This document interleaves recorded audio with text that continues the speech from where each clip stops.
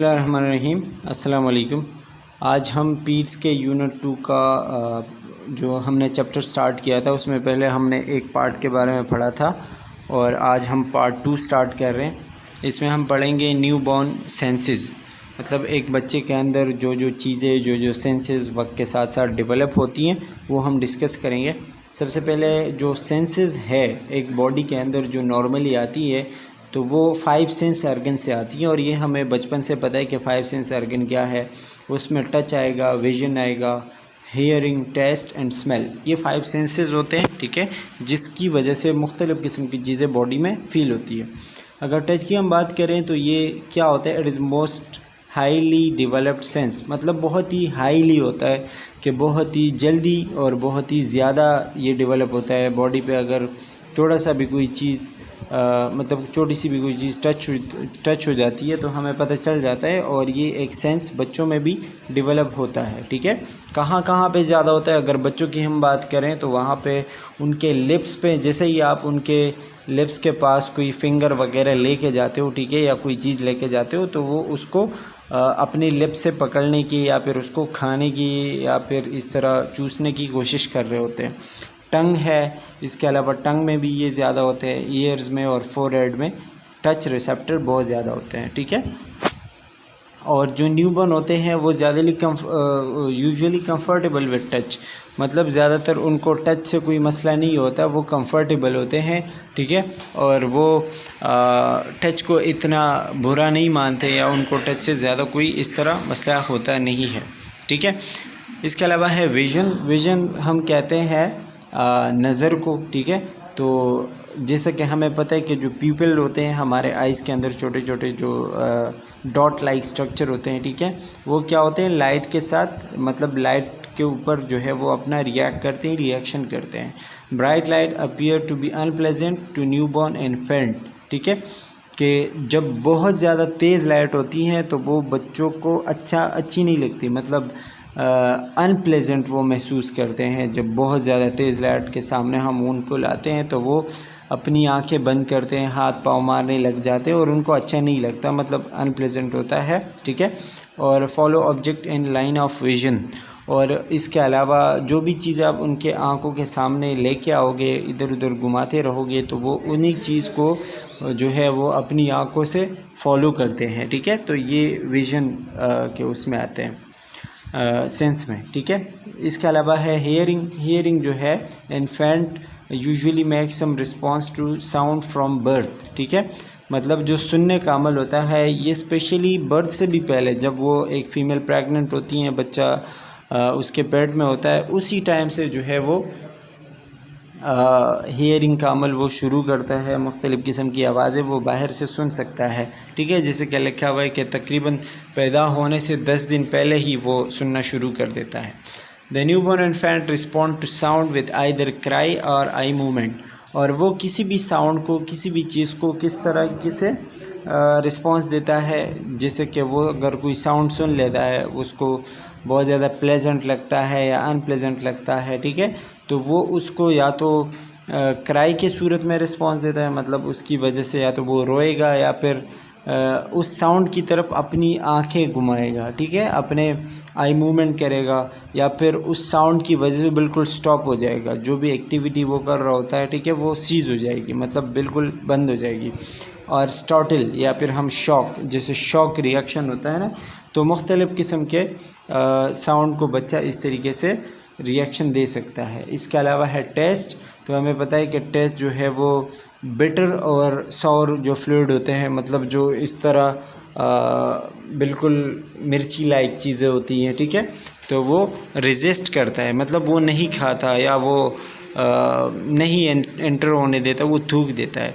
While sweet fluids are accepted, लेकिन जो भी मीठी चीज़ें होती हैं वो खा लेता है या फिर पी लेता है, वो उसको एक्सेप्ट कर लेता है। इसके अलावा है smell only evidence in newborn infant search for the nipple as he smell breast milk, smell भी डेवलप होता है, जैसे कि ब्रेस्ट मिल्क जब भी वो सूंघता है तो उसको पता चलता है कि यहाँ पे आसपास की ब्रेस्ट मिल्क है और उसी चीज़ को फिर वो तलाश करने की कोशिश कर रहा होता है। तो स्मेल भी उनके अंदर एक सेंस डेवलप हो जाता है। ठीक है। नॉर्मल न्यू बॉर्न इन्फेंट, अब हम ये पढ़ेंगे कि एक बच्चा जब नॉर्मली पैदा होता है, ठीक है, एक बच्चा पैदा होता है तो उसके अंदर, उसके बॉडी के अंदर आपको क्या क्या चीज़ें नॉर्मल मिलती है वो हम डिस्कस करेंगे और वक्त के साथ साथ उनकी बॉडी में क्या क्या चेंजेस आते हैं। सबसे पहले इसमें है मोटर डेवलपमेंट या ग्रॉस मोटर डेवलपमेंट। ये क्या चीज़ होती है? द न्यू बॉर्न्स मूवमेंट और random, diffuse and uncoordinated.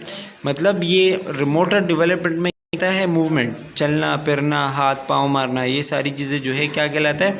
Motor development कहलाता है। बच्चों के जो है ये सारी चीज़ें क्या होती हैं? रैंडम होती है। मतलब जिस तरह हम अपना हाथ जिस तरीके से मारना चाहे या जिस तरीके से हम चाहें तो उसको कंट्रोल कर सकते हैं, लेकिन बच्चों में ये सारी चीज़ें नहीं होती। उनके हाथ पाँव अनकोऑर्डिनेटेडली, मतलब उनके मर्ज़ी के बग़ैर मूव करते रहते हैं, उनको वो कंट्रोल नहीं कर सकते। ठीक है। Reflexes carry out bodily functions, और मुख्तलिफ़ किस्म के रिफ्लेक्सेस उनके बॉडी में आते हैं और स्टिमुलस को मुख्तलिफ़ किस्म के ज़रिए से वो रिस्पॉन्स देते हैं, मुख्तलिफ़ किस्म के तरीके होते हैं। ठीक है। तो मोटर डेवलपमेंट में सिंपली आप यही कह सकते हो कि बॉडी का मूव करना, हाथ पाँव मारना, लेकिन बच्चों में ये चीज़ें क्या होती है? अनकोऑर्डिनेटेड होती है। लेकिन यही उनकी शुरुआत होती है कि मतलब ये ऐसी एक चीज़ है कि मोटर डेवलपमेंट, अगर वो हाथ पाँव मार रहे हैं, उन्होंने शुरू किया हुआ है, तो मतलब मोटर डेवलपमेंट हो रहा है। मोटर डेवलपमेंट या मोटर जो स्किल्स है वो उनके अंदर आ रहे हैं। ठीक है। इसके अलावा फ़ाइन मोटर स्किल्स या फ़ाइन मोटर डेवलपमेंट जो होता है, ये भी मोटर स्किल्स है लेकिन थोड़े से फ़ाइन है, मतलब थोड़ी सी ज़्यादा बारीक है या थोड़े से अच्छे हैं। जैसे कि किसी चीज़ को हाथ में पकड़ना, ठीक है, या फिर चम्मच से कुछ खाना, या फिर लिखना, या इसी तरीके से पीना कुछ हाथ पाँव इस्तेमाल करके। ठीक है। ये सारी चीज़ें क्या होती हैं? Fine motor skill. मतलब मोटर स्किल तो है लेकिन थोड़े से ज़्यादा फ़ाइन है, थोड़े से ज़्यादा अच्छे हैं। ठीक है। जैसे कि होल्ड हैंड इन फिस्ट, हाथ पकड़ना। ठीक है। When crying he draws arm and legs to body, जब वो रोता है तो अपने पाँव, अपने हाथ जो है वो बॉडी की तरफ खींच लेता है। ठीक है, ड्रॉ करता है। तो ये फ़ाइन मोटर स्किल होते हैं। इसके अलावा रिफ्लेक्स, अच्छा रिफ्लेक्सेस की हम बात करें तो इसमें आएगा सॉल्विंग। सॉल्विंग मतलब कोई चीज़ निगलना। गैगिंग भी वही सेम चीज़ है। ठीक है।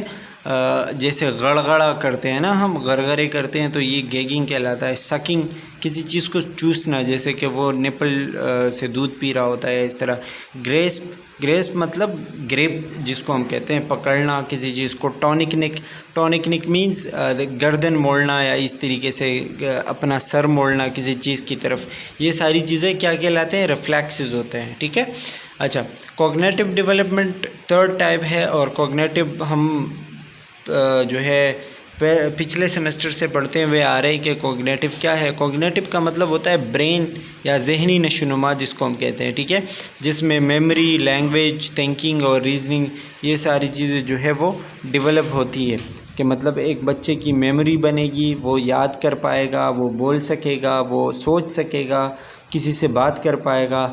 ये कॉग्निटिव डेवलपमेंट होता है। मतलब जो चीज़ें दिमाग से काम लेने वाली होती हैं ना, वही। The cognitive development of newborn infant is difficult to understand और ऑब्ज़र्व इट। ये चीज़ें बच्चों के अंदर समझना और ऑब्ज़र्व करना थोड़ी सी मुश्किल होती है, क्योंकि आप नहीं बता सकते कि ये बच्चा कितना सोच सकता है या ये कितना अच्छा बोल सकता है, कितना अच्छा ये किसी से बात कर सकता है, क्योंकि वो वक्त के साथ साथ चीज़ें डेवलप होती हैं। कभी कभी बच्चों में टाइम ज़्यादा लग जाता है, कभी कम लग जाता है। ठीक है। तो इसका कोई ख़ास स्पेसिफ़िकली आप ऑब्ज़र्व ज़्यादा आसानी से नहीं कर सकते, इसको थोड़ा सा ऑब्ज़र्व करने में मुश्किल होती है। इसके अलावा है इमोशनल डेवलपमेंट। इमोशनल डेवलपमेंट हमें पता है कि जिस तरह एक बच्चा होता है वो अपनी फीलिंग्स एक्सप्रेस करता है, कभी खुश होता है, कभी परेशान होता है, कभी खफा होता है। ठीक है। कभी वो जो है बहुत सारी फीलिंग एक्सप्रेस करता है। लेकिन जब एक न्यूबॉर्न होता है, ठीक है, एक इन्फेंट होता है, तो वो अपनी सारी फीलिंग्स, जबकि कभी उसको भूख लगती है, कभी प्यास लगती है, ठीक है, या कभी उसको कोई दर्द वगैरह है या ऐसी कोई डिस्कम्फर्ट है, तो वो सारी की सारी चीज़ें वो किससे शो करता है? Through cry. मतलब वो क्या करेगा? क्राई करेगा, रोएगा, ठीक है। तो वो उसके लिए अपने इमोशनल या जो उसकी फीलिंग्स है, ठीक है, वो शो करने का एक रास्ता होता है। अच्छा, अब हम आते हैं इन्फेंसी पे, और ये सारी चीज़ें बहुत आसान है। इन्फेंसी का मतलब क्या होता है? जब एक बच्चे की उम्र 1 मंथ से ज़्यादा होती है, ठीक है, उसको हम क्या कहते हैं? इन्फेंट कहते हैं। और 1 मंथ तक न्यूनेट कहते हैं। तो 1 मंथ से ज़्यादा हो गया फिर इन्फेंट हो गया।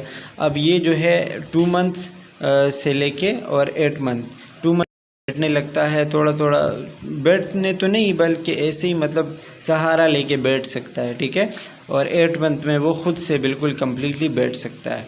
फिर एम्बुलेशन 9 to 12 मंथ्स में आता है। और 9 to 12 मंथ्स में मतलब किसी चीज़ के सहारे चलना। जब बच्चे जो है वो बेड पकड़ के चलते हैं, बेड के सहारे चलते हैं, या फिर इसी तरह किसी का हाथ पकड़ के चलते हैं, मतलब उनको कोई ना कोई सहारा चाहिए होता है। और एम्बुलेशन कहते हैं जब बच्चा अपना पहला कदम ले रहा होता है, ठीक है, इसको हम क्या कहते हैं? एम्बुलेशन कहते हैं। फिर 13 मंथ्स ओल्ड तक जब वो पहुँच, मतलब जब उसकी उम्र 13 महीने हो जाती है, तो फिर वो ख़ुद से बेसहारा विदाउट एनी सपोर्ट जो है वो क्या करता है? चल सकता है थोड़ा बहुत, ठीक है। तो ये जो इसके साथ एज लिखी हुई है ना, ये बहुत इंपॉर्टेंट है, याद रखना है। इसके अलावा फाइन मोटर डेवलपमेंट, ये मैंने आपको बता दिया कि क्या चीज़ें कोई बारीक जो मोटर डेवलपमेंट के स्किल होते हैं, जैसे कि 6 मंथ ओल्ड होता है वो किसी चीज़ को पकड़ सकता है। जब वो 12 मंथ तक जाता है, ठीक है, तो वो उंगली पैर सकता है, वो कुछ लिखने की कोशिश कर सकता है, ठीक है, और उसको चीज़ें थोड़ी बहुत समझ आ जाती है। अच्छा, अब डेफिनेशन ऑफ नॉर्मल इन्फेंट, आपको कैसे पता चलेगा कि एक बच्चा जो है वो नॉर्मल है? और एक नॉर्मल इन्फेंट की डेफिनेशन क्या होगी? आपको क्या क्या चीज़ आप देखेंगे एक बच्चे में, और उसके बाद आप कहेंगे या कह सकते हैं कि ये एक नॉर्मल बच्चा है, ठीक है। तो जैसे कि लिखा है, it is the period which start at the end of first month up to the end of the first year of age. 1 month से लेके, मतलब पैदाइश से लेके 1 मंथ तक का जो एज होता है वो न्यू नेट होता है। फिर वही 1 मंथ से लेके 1 साल तक का जो एज है वो क्या कहलाता है? इन्फेंसी कहलाता है। Infants growth and development during this period are rapid, ठीक है, ये इंपॉर्टेंट पॉइंट है। इस 1 साल के अंदर, इन्फेंसी के अंदर, बच्चे का जो ग्रोथ होता है वो बहुत ज़्यादा तेज़ होता है, बहुत ज़्यादा रैपिडली होता है, ठीक है। अब देखें उसमें हम मुख्तलिफ़ किस्म की चीज़ें उसमें पढ़ेंगे। फिज़िकल ग्रोथ जो है, जो वेट होता है उसका, ठीक है, मतलब बर्थ से, पैदाइश से लेके 4 महीनों तक वो तकरीबन 3 गुना बढ़ जाता है, ठीक है, मतलब 4 में से 3 हिस्से वो बढ़ जाता है। 5 to 8 मंथ वो फिर थोड़ा सा रुक जाता है, तकरीबन आधा किलो या फिर इसी तरह 1/2 किलो पर मंथ जो है वो बढ़ता है। तकरीबन हर महीने जो है उसका तकरीबन 500 ग्राम वज़न बढ़ता है, मतलब आधा किलो वज़न उसका 5 to 8 मंथ्स हर महीने बढ़ता है। 9 to 12 में फिर वो 250 ग्राम, यानी 4 में से 1 हिस्सा बढ़ता है, ठीक है, इतना। तो ये आपने याद रखना है। दैन इन्फेंट में double has birth weight by 4 to 5 months, ठीक है। जब एक बच्चा 4 से 5 महीने का होता है, तो जिस वक्त पैदाइश उसकी जितना उसका वज़न होता है, ठीक है, तो 4 से 5 महीने बाद उसका वज़न डबल हो जाता है, और तकरीबन 10 से 12 महीनों तक वो ट्रिपल हो जाता है। जैसे कि अगर कोई बच्चा 2 किलो का पैदा हुआ है, ठीक है, तो 4 से 5 महीनों तक उसका वज़न होगा 4 किलो, ठीक है, और फिर 10 से 12 महीनों तक उसका वज़न होगा 6 किलो, ठीक है। तो ये क्या होता है, वक्त के साथ साथ उसका वज़न डेवलप होता है, डबल हो जाता है, फिर ट्रिपल हो जाता है, इस तरीके से। अच्छा, अब ये जो हम चीज़ें पढ़ेंगे, हेड का circumference, it is very important, paper में भी पूछ सकते हैं, और इसको बिल्कुल याद रखना है, इग्नोर नहीं करना।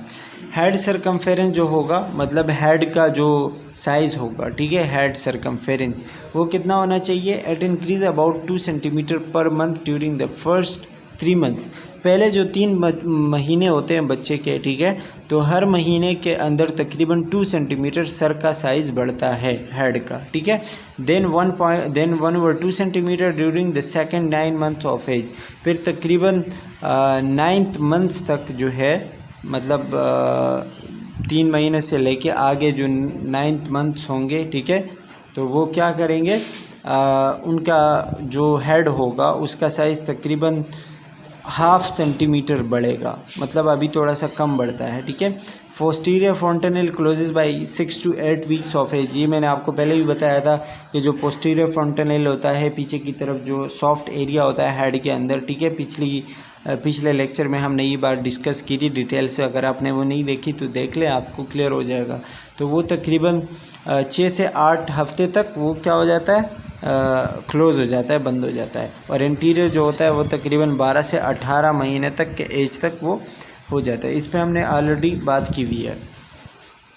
अच्छा, इसी तरह चेस्ट सर्कमफेरेंस की बात करें तो वो by the end of first it will be equal to head circumference, ठीक है। 1 साल के अंदर जो है, जब 1 साल बच्चे का पूरा हो जाता है तो हेड और चेस्ट का जो साइज़ होता है वो तकरीबन एक जैसा होता है। पहले हेड का साइज़ थोड़ा सा बड़ा होता है, ठीक है, लेकिन फिर वक्त के साथ साथ वो कम ग्रो होने लगता है, ग्रोथ उसकी थोड़ी सी कम हो जाती है, और चेस्ट का ज़्यादा होता है। तो 1 साल के अंदर तकरीबन वो एक हो जाते हैं, ठीक है। फिजियोलॉजिक ग्रोथ ऑफ इन्फेंट, जैसे कि लिखा हुआ है कि पल्स जो है वो तकरीबन 110 से 150 तक होते हैं बीट पर मिनट, इतने उसके पल्स होने चाहिए। रिस्पायरेशन जो है वो 35 से लेके 10 to 35 होते हैं, ठीक है। ब्रीथ थ्रू नोज़, मतलब नाक से सांस लेते हैं। ब्लड प्रेशर जो है वो 80/50 होता है। तो इतना जो है वो उनके फिजियोलॉजिकल या जो फंक्शनल चीज़ें होती हैं, जो वाइटल साइन होती है, वो यही, ठीक है। इसके अलावा अगर हम टीथ की बात करें तो टीथ में आपको कुछ चीज़ें याद रखनी है, जैसे कि इंसिजर है, कैनाइन है, मोलर है, ठीक है। इंसिजर बिल्कुल सामने वाले जो हमारे 4 टीथ होते हैं, इसको हम क्या कहते हैं, इंसिजर कहते हैं। इसके साथ ही आपको थोड़े से तेज़ नज़र के वो आएंगे, थोड़े से तेज़ शार्प लाइक टीथ नज़र आएंगे, उसको हम कैनाइन कहते हैं। और जो पीछे की तरफ बड़े बड़े दांत होते हैं इसको हम मोलर कहते हैं, ठीक है। तो सेंट्रल सीजर, लेटरल सीजर और कैनाइन, फर्स्ट मोलर और सेकंड मोलर, ये एक बच्चे के दांत होते हैं जो कि वक्त के साथ साथ डेवलप होते हैं, ठीक है। ये आपको वही बताया गया है कि सेंट्रल इंसिजर जो है वो अपर जाके ऊपर वाले जबड़े के 8 से 12 महीने तक आते हैं, और लोअर जबड़ा के जो है वो 6 से 10 महीने तक आते हैं। इसके अलावा लेटरल इंसिजर जो है 9 से 13 महीने तक, और लोअर जॉ के 10 से 16 महीने तक। ये आप पढ़ लीजिएगा, इसमें आपको उसी दांतों के टाइमिंग बताई गई है कि कब कौन से दांत आएंगे, लोअर जॉ के कब आएंगे, अपर जॉ के कब आएंगे, ये आप देख लें। अच्छा, इसके अलावा eruption of teeth start by 5 to 6 months of age, दांत 5 से 6 महीने के एज में जो है वो निकलना शुरू हो जाते हैं, और इसको मिल्की टीथ या फिर डिसऑर्डर्स टीथ भी कहते हैं, या फिर टेम्परेरी टीथ कहते हैं। मतलब जो बच्चे के पहले पहले दांत आते हैं वो परमानेंट नहीं होते, वो फिर गिरते हैं, ठीक है, वक्त के साथ साथ। तो 5 से 6 महीने तक वो आते हैं, इसको डिसऑर्डर्स कहते हैं, या फिर टेम्परेरी कहते हैं, या फिर मिल्की टीथ भी कहते हैं, ठीक है। अच्छा, ये आपको हर दांत का जो है उसका बताया गया है कि कब कब कौन से दांत आते हैं। जैसे लोअर सेंट्रल इंसिजर जो होते हैं वो 6 महीनों में आते हैं, ठीक है। अपर सेंट्रल इंसिजर 7.5 महीनों तक निकलते हैं। एरप्ट का मतलब होता है निकलना, तो ये आपको बाकी वही बताया गया है कि कौन सा दांत कब निकलेगा, महीने आगे लिखे हुए, ठीक है। मोटर डेवलपमेंट की बात करें, मतलब जो चीज़ें वक्त के साथ साथ आती हैं, तो 2 महीनों तक क्या आता है, hold head erect and mid position. 2 महीने बाद एक बच्चे की उम्र जब 2 महीने हो जाती है, ठीक है, तो वो अपना सर बिल्कुल बीच में मतलब पकड़ सकता है, बिल्कुल स्टैंडिंग पोजीशन में वो रख सकता है, ठीक है। टर्न फ्रॉम साइड बैक, और साइड टू साइड वो इधर उधर देख सकता है। At 3 months an infant can hold head erect, वही बात है कि फिर से 3 महीने तक वो क्या करता है, अपना हेड जो होता है वो बिल्कुल एरेक्ट, बिल्कुल सीधा रख सकता है, और अपने हाथ जो है वो ओपन एंड क्लोज़ कर सकते हैं, हाथ में कोई चीज़ पकड़ सकते हैं, ठीक है। अच्छा, हेड कंट्रोल, जैसे कि लिखा हुआ है कि न्यू बॉर्न का हेड पीछे की तरफ आया हुआ है, पिक्चर में आप देख सकते हैं। और हेड कंट्रोल जो 6 मंथ का होता है वो बिल्कुल सीधा है, मतलब उसका अभी अपने हेड के ऊपर कंट्रोल है, ठीक है। 4 मंथ की बात करें तो फिर 4 मंथ तक जब वो पहुंच जाता है तो किसी सपोर्ट के साथ वो बैठ सकता है, ठीक है। पीछे से आगे की तरफ जा सकता है, आगे से पीछे की तरफ जा सकता है, रोलिंग कर सकता है, जैसे करवट बदलते हैं ना, ठीक है। होल्ड एरेक्ट, फिर से वही बात कि सर जो है वो सीधा रख सकता है थोड़ा बहुत, जैसे कि कभी वो बैठा होगा। Bring hands together in mid line, अपने हाथों को, दोनों हाथों को वो आगे लेके आ सकता है बिल्कुल बीच में। एंड प्लेज विद फिंगर्स, और अपनी उंगलियों के साथ वो खेलता है। Grasp object with both hand, और दोनों हाथों से चीज़ों को पकड़ने की कोशिश करते हैं। ये नॉर्मल चीज़ें हैं, ज़्यादा कुछ इसमें एक्सप्लेन करने के लिए है नहीं, तो ये आप पढ़ लीजिएगा, देख लीजिए। मैं आपको जस्ट एक दफ़ा बताता हूँ। 5 महीने का जब बच्चा हो जाता है तो balance head well when setting, जब वो बैठता है तो अपना उसका जो हेड होता है, ठीक है, वो भी उसके बिल्कुल मतलब बैलेंस होता है, सीधा होता है, और थोड़ा सा उसको सपोर्ट चाहिए होता है 5 महीने तक, ठीक है। मतलब ज़्यादा सपोर्ट के बगैर वो बिल्कुल सपोर्ट के बगैर नहीं बैठ सकता, थोड़ा बहुत उसको सपोर्ट चाहिए होता है। Pull feet up to the mouth when supine, और जब वो लेटा होता है तो अक्सर अपना पाँव ऊपर करके मुंह तक लेके आता है, ठीक है। Grasp object with whole hand upright और लेफ़्ट, मतलब दोनों हाथों से एक हाथ से कभी एक चीज़ पकड़ने की कोशिश करता है, दूसरे से दूसरे चीज़ पकड़ने की कोशिश करता है, तो मतलब अभी हाथों से चीज़ें पकड़ सकते हैं, ठीक है। अच्छा, 6 मंथ्स की बात करें तो सेट अलोन ब्रीफली, अब ये बैठ सकता है। जो चीज़ें इसमें रेड की हुई है ना, ये वेरी इंपॉर्टेंट है कि 6 मंथ तक एक बच्चा बिल्कुल विदाउट है, ठीक है, इधर उधर जा सकता है। Lift chest and upper abdomen when prone, ठीक है, अपना सीना और ये सारी चीज़ जो है वो मूव कर सकता है। होल्ड ऑन बॉटल, अपना बोतल जिससे वो दूध पी रहा है या कुछ खाना वगैरह जो उसे खा रहा होता है, पी रहा होता है, ठीक है, तो वो अपने हाथ में ख़ुद पकड़ सकता है, इतना उसके अंदर वो आ जाता है। 7 मंथ में वो सिट अलोन, बिल्कुल अकेले बैठ सकता है, कप वगैरह वो होल्ड कर सकता है। Imitate self simple act of others, और दूसरों की चीज़ों को भी वो नोट करता है, ठीक है। 8 मंथ में वो बिल्कुल आराम से बिल्कुल सही बैठ सकता है, कप से कोई चीज़ें मतलब पी भी सकता है, चाय वगैरह, पानी, ठीक है। Eat finger food that can be held in one hand, और अगर आप उसको हाथ में कोई चीज़ दे दो खाने के लिए तो वो खा भी सकता है, इतना उसके अंदर वो चीज़ें आ जाती हैं। अच्छा, 9 महीने के एज में क्या होता है, क्रॉल इसमें लिखा हुआ है। क्रॉल हम क्या कहते हैं, जब बच्चा रेंगता है ना, तो रेंगने की कोशिश करता है। जब वो प्रोन पोजीशन में, जब उल्टा लेटा होता है, ठीक है, तो वो क्या करता है, रेंगने की कोशिश करता है। Hold one bottle with one good hand, mouth coordination, mouth और हैंड के दरमियान कोऑर्डिनेशन आ जाती है, मतलब खा भी सकता है एक हाथ से फिर, ठीक है।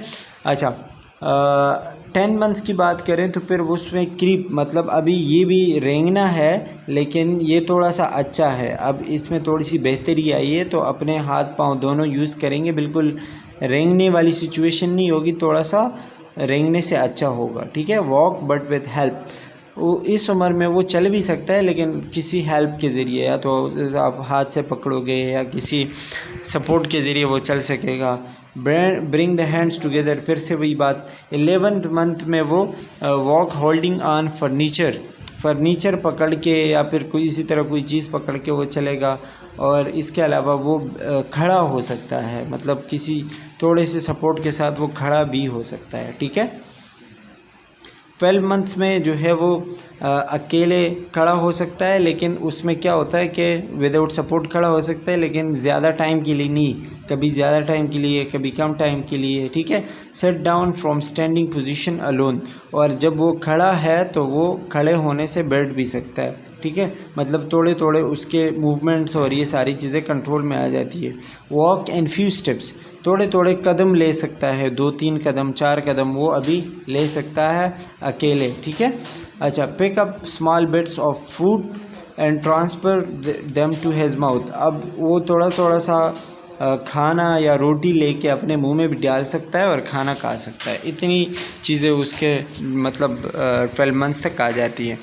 एम्बुलेशन की बात करें तो एम्बुलेशन मैंने आपको क्या बताया था कि क्या चीज़ होती है, जब बच्चा पहला कदम ले रहा होता है, मूव करने की कोशिश कर रहा होता है, उसको हम कहते हैं एम्बुलेशन। तो ये वही आपको बताया गया है कि 9th मंथ में वो क्रॉल करेगा, रेंगने की कोशिश करेगा। 10th मंथ में वो थोड़ा सा अच्छा क्रीप जिसको हम कहते हैं। 1 ईयर में वो इंडिपेंडेंटली खड़ा हो सकता है, ठीक है। और 13 ईयर में वो मतलब थोड़ा बहुत चल सकता है, ईयर की बात कर रहा हूँ, सॉरी, 13 मंथ्स में। 15 मंथ्स में वो दौड़ सकता है और मतलब अच्छे से चल सकता है, ठीक है। इसके अलावा अगर हम इमोशनल डेवलपमेंट की बात करें तो इमोशनल डेवलपमेंट और unstable where it is rapidly changes from crying to laughter.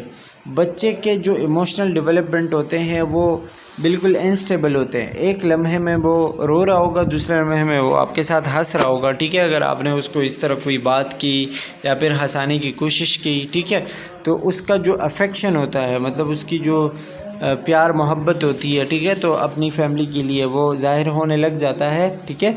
और एक लम्हे में उसका मूड चेंज होता रहता है या फिर उसकी जो फीलिंग्स है, इमोशंस है, वो अनस्टेबल होते हैं। जैसे कि लिखा हुआ है, by 10 months he expresses several beginning recognisable emotion such as anger, sadness, pleasure. 10 महीनों के उम्र में वो अपने ये सारे इमोशंस शो करने लगता है। जैसे कि उसको गुस्सा आता है, वो खफा होता है, परेशान होता है, ठीक है, उसको किसी चीज़ में मज़ा आता है या फिर उसको किसी से उसको जलन होती है, कभी वो परेशान एंजाइटी वाले सिचुएशन में होता है, ठीक है। ये जो है 10 महीनों के अंदर ये सारी चीज़ें डेवलप होती हैं। 12 महीने तक वो क्या होती है, these emotion are clearly distinguishable. 12 months में फिर ये इतने अच्छे हो जाते हैं ये इमोशंस कि आप उनमें बिल्कुल फ़र्क कर सकते हो कौन सी चीज़ क्या है, या अब ये परेशान है, अब खुश है, ठीक है, अब ये गुस्सा है, ये सारी चीज़ें हम उसमें कर सकते हैं। अच्छा, इसके अलावा है सोशल डेवलपमेंट। सोशल डेवलपमेंट क्या है, he learns that crying bring attention. उसको पता होता है कि अगर मैं रोऊंगा, मैं रो पड़ूंगा तो मुझे अटेंशन मिलेगी, लोग मेरे पास आएंगे, मुझसे पूछेंगे क्या मसला है, या जो मैं चाहूँगा वो मुझे मिलेगा, ठीक है। The infant smile in response to smile of other. अगर कोई दूसरा बंदे उसके सामने हंसता है तो वो भी हंसने लगता है। ये क्या होता है, social development. The infant show fear of stranger. अच्छा, अगर किसी वो ऐसे मतलब किसी स्ट्रेंजर के हाथ में चला जाता है या कोई बंदा जो वो नहीं जानता उसको, ठीक है, तो उसके साथ वो एक डर के सिचुएशन में होता है। उसको ऐसा लगता है कि ये अब मुझे या तो मारेगा या मेरे लिए सही नहीं है। He respond socially to his name. और जब आप उसका नाम पुकारते हो तो वो आपको रिस्पॉन्स देता है, आपकी तरफ देखता है, आपको आवाज़ देता है, ठीक है।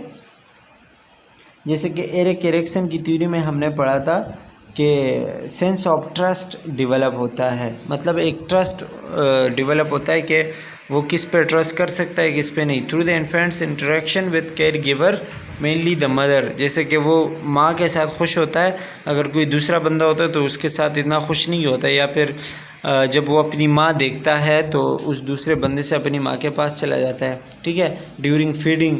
या फिर इसी तरीके से जो ट्रस्ट वाली चीज़ें होती हैं वो माँ के साथ डेवलप हो जाती है, ठीक है। जैसे कि in infants vision develop, he और शी में seem preoccupied with watching surrounding objects और पीपल, ठीक है। जैसे कि उसका जो विज़न होता है वो एक चीज़ पे फिक्स हो जाता है। अगर आप उसके सामने कोई चीज़ लाओगे तो फिर वो उसको देखता रहता है, उसको बिल्कुल तकता है, ठीक है, और उसी चीज़ को वो फॉलो करता है बाय वॉचिंग देम।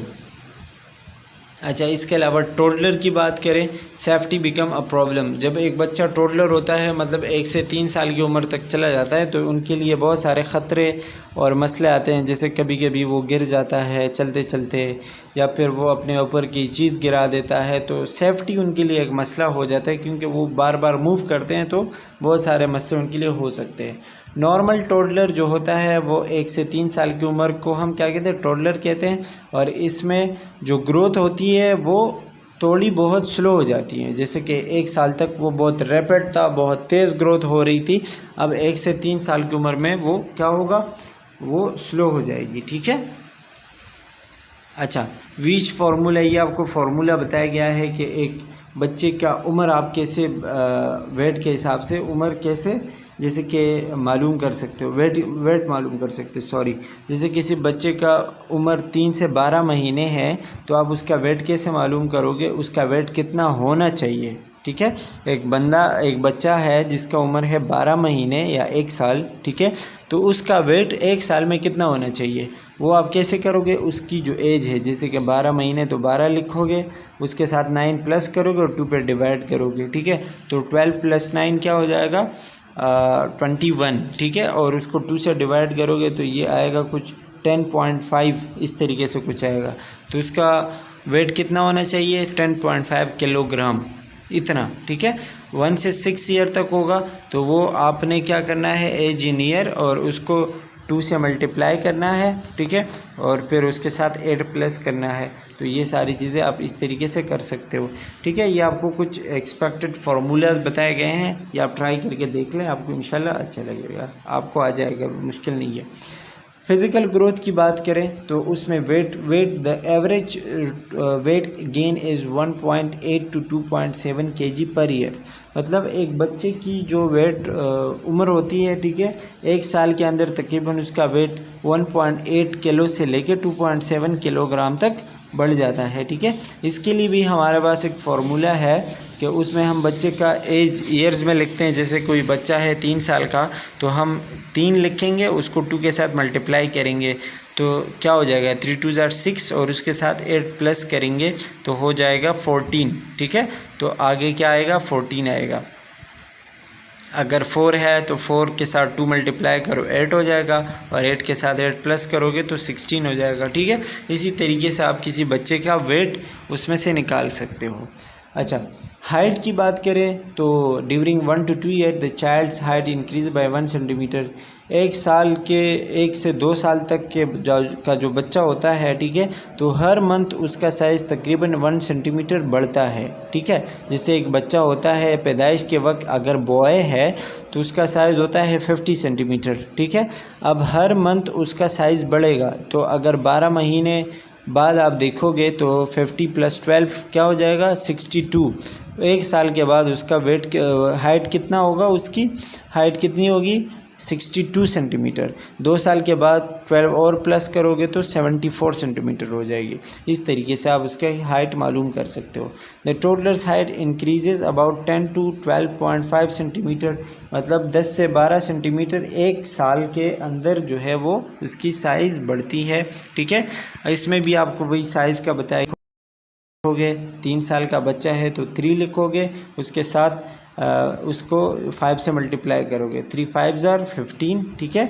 और उसको 80 के साथ प्लस करोगे तो 15 + 80 क्या हो जाएगा, 95, ठीक है। तो एक बच्चे का जो वेट आएगा वो 95, ये आपको एग्जांपल दिया गया है, ठीक है। इसी तरह अगर 2 साल का बच्चा है तो 2 को 5 के साथ मल्टीप्लाई करोगे 10 आएगा, 2 5 = 10, और उसके साथ 80 प्लस करोगे तो 90 सेंटीमीटर आ जाएगा। इसी तरीके से आप हाइट मालूम कर सकते हैं। अच्छा, ये ना स्पेसिफिक फार्मूला होता है, इसमें आप चेंजेस नहीं कर सकते, सिर्फ उम्र का चेंज कर सकते हो, बाकी यही होता है जो फार्मूले में लिखा हुआ है, ठीक है। अच्छा जी, अच्छा, हेड एंड चेस्ट सरकमफेरेंस की बात करें, ये हम पहले भी पढ़ चुके हैं लेकिन इसमें पहले से दोबारा से आया, ठीक है। तो देखते हैं, इसमें लिखा हुआ है the head increase 10 centimetre only from the age of 1 year to the adult age. 1 साल से लेके एडल्ट मतलब 17-18 साल का जो एज होता है, इन 18 सालों में बच्चे का जो हेड होता है वो तकरीबन 10 सेंटीमीटर तक उसका साइज़ बढ़ता है।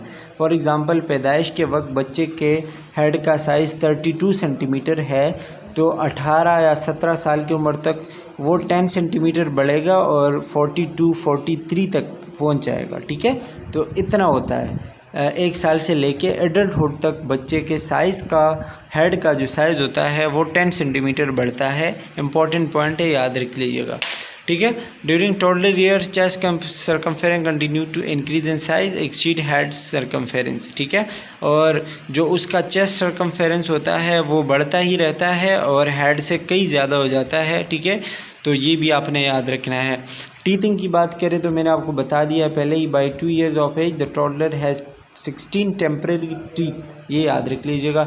कि 2 साल तक के जो बच्चे होते हैं, ठीक है, तो उनके तकरीबन 16 दांत आ जाते हैं, लेकिन वो टेम्परेरी होते हैं, मतलब आर्जी तौर पर होते हैं, फिर वो गिरते हैं। By the age of 30 months, मतलब 2.5 ईयर, 2.5 साल की उम्र तक उसके 20 दांत आ जाते हैं टेम्परेरी, ठीक है। फिजियोलॉजिकल ग्रोथ की बात करें तो ये हमने ऑलरेडी बात की है कि उसका पल्स रेट 80 to 130 होना चाहिए, रिस्पायरेशन 20 to 30 होना चाहिए। बाउल एंड ब्लैडर कंट्रोल, मतलब अपने बाउल के ऊपर उसका कंट्रोल किस टाइम आता है, तो डे टाइम में उसका कंट्रोल जो है वो आ जाता है, day time control of bladder and bowel control by 24 to 30 months. मतलब 2 साल से 2.5 साल तक का जो बच्चा होता है वो अपने बाउल और ब्लैडर को फिर कंट्रोल कर सकता है, ठीक है, during day.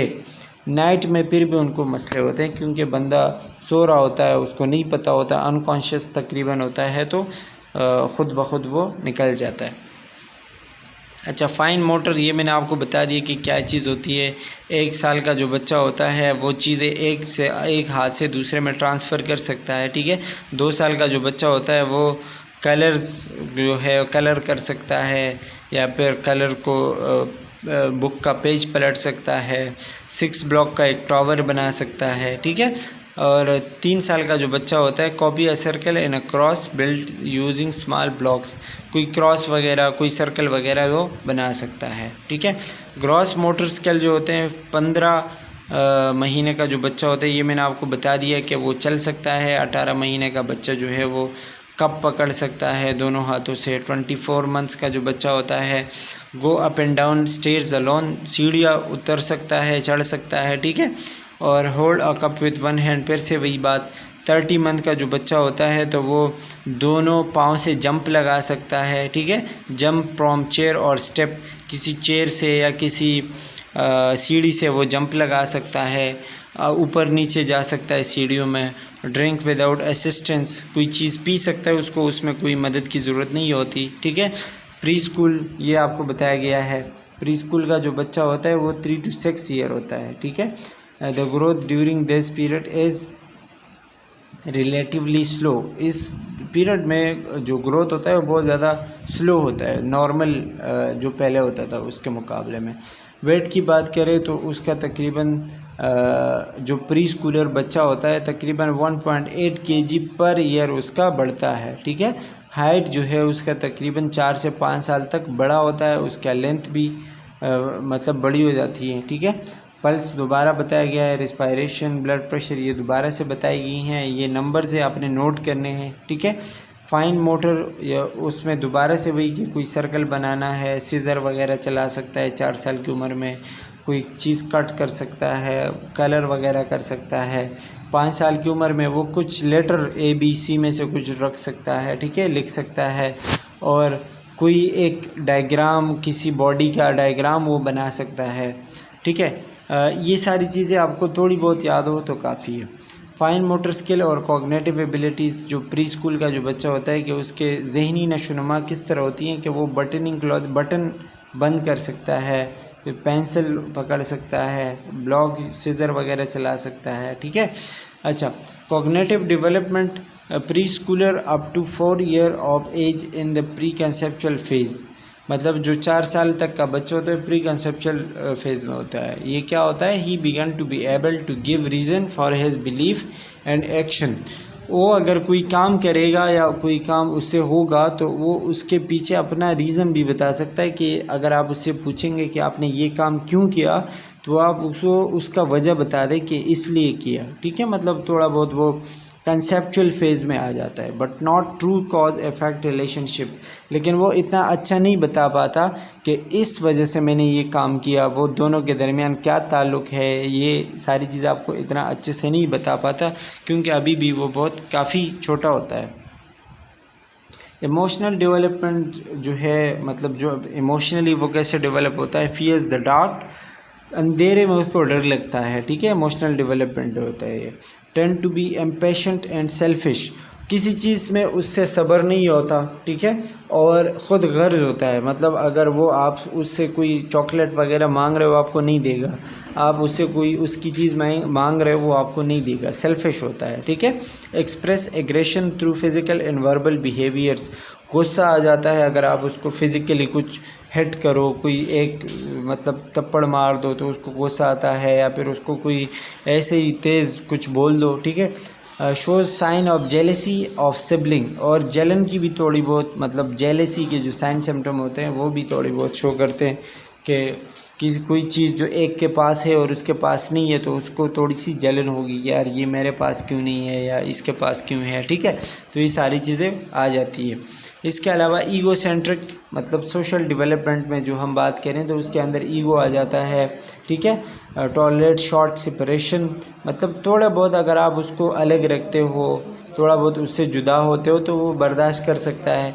Less dependent on parents के ऊपर इतना डिपेंडेंट नहीं होता, अब वो अपने लिए ख़ुद से भी कुछ कर सकता है, या वो बाथरूम जाना चाहे तो ख़ुद से जा सकता है, पानी पीना चाहे तो ख़ुद से कर सकता है, खाना खाना चाहे तो कर सकता है, ठीक है।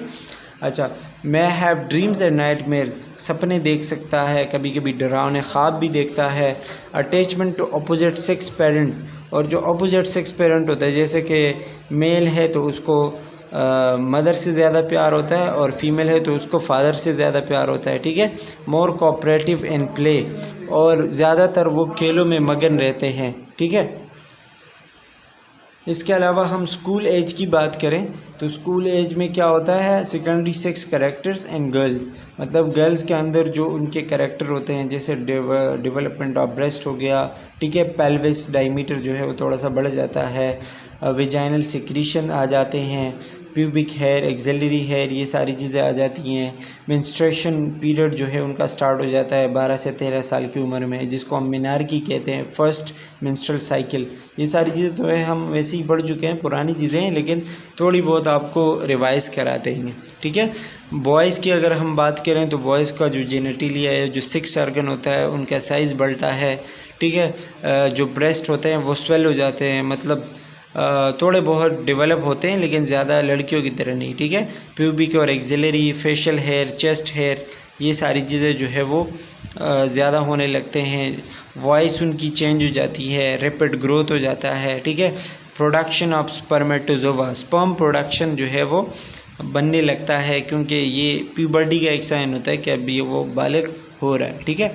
That's all about growth and development of a child. और यहाँ तक हमने बहुत सारी चीज़ें पढ़ी, ये चैप्टर हमने 2 पार्ट्स में कवर किया। आई होप कि आपको अच्छा लगा होगा, समझ आ गया होगा। And that's all for today. Thank you for watching, take care, bye bye.